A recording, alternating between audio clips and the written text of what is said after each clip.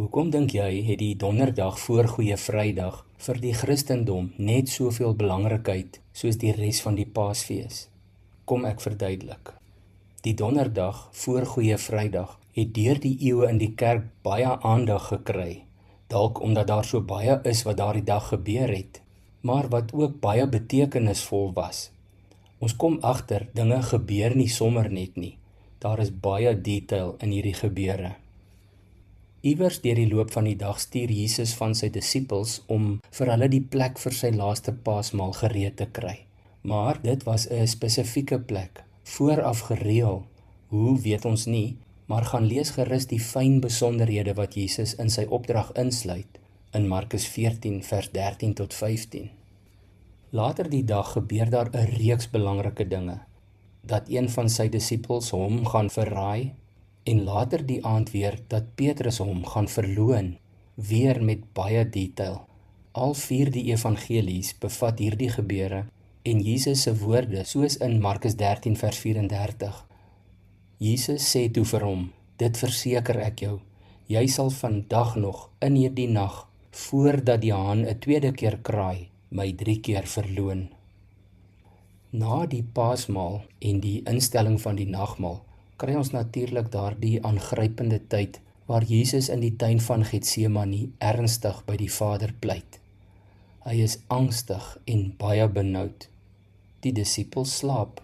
'n Engel kom versterk vir Jesus. Hy gaan 3 maal eenkant bid en ons hoor sy hart, sy wroging, maar ook sy berusting. Hy het gesê, Abba Vader, alles is vir U moontlik. Neem hierdie lydensbeker van my af weg. Moet nogtans nie doen wat ek wil nie, maar wat U wil. Markus 14 vers 36. Maar daar is 2 gebeure op daardie donderdag aand wat bo die res uitstaan. Beide het die geskiedenis verander. Die eerste is wanneer ons sien Jesus is by 'n groot Joodse fees, die Paasfees. Dit was een van die jaar se hoogtepunte, 'n fees met 'n ryk betekenis, die viering van bevryding, van verlossing. Dan, wetend dat hy die volgende dag gaan sterf, wys hy weer eens vir ons sy hart. En hy dui vir ons die koers aan. Hy kon soveel gedoen het, dalk nog 'n paar wonderwerke, maar wat kies hy om te doen? Hy was sy disippels, sy studente se voete, soos 'n slaaf sou doen. Dan gee hy 'n opdrag in Johannes 13 vers 14 en 15. As ek wat julle Here en leermeester is, dan julle voete gewas het, behoort julle ook mekaar se voete te was. Ek het vir julle 'n voorbeeld gestel, en soos ek vir julle gedoen het, moet julle ook doen. Ek dink nie ons besef die volle betekenis van hierdie opdrag nie. Maar nog 'n groter keerpunt is wanneer Jesus daardie aand die nuwe verbond instel. Ons fokus soms so op die nagmaal, dat ons nie besef nie, elke keer wanneer ons die nagmaal gebruik, vier ons ook die nuwe verbond. In Lukas 22 vers 20 hoor ons Jesus verklaar, hierdie beker is die nuwe verbond, beseël deur my bloed, wat vir julle vergiet word. En die Hebreërskrywer verduidelik dit reg deur sy brief in detail, byvoorbeeld in hoofstuk 8 vers 6 en 7. Maar nou het Jesus 'n voortreffeliker priesterdiens gekry, deurdat hy middelaar is van 'n beter verbond, wat op uitnemender beloftes gegrond is. As daar aan die eerste verbond niks tekort gekom het nie, sou 'n tweede nie nodig gewees het nie.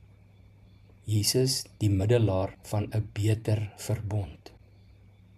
Met hierdie belangrike naweek wat voor ons lê, waar ons op Goeie Vrydag weer tot diep nadenke genooi word, en met Stil Saterdag en die vreugde van die leë graf op Paasondag, laat ons nie donderdag aand se gebeure geringskat nie.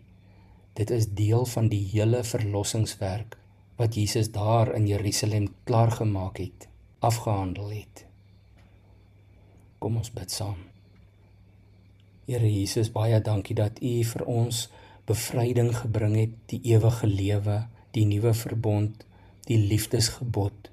Maar dankie dat ons hierdie Paasnaweek kan stil raak by die voet van die kruis, by die leë graf, by die nagmaaltafel en kan weet U het met U eie bloed betaal om vir ons hierdie nuwe verbond te gee. Ons prys U daarvoor. Amen.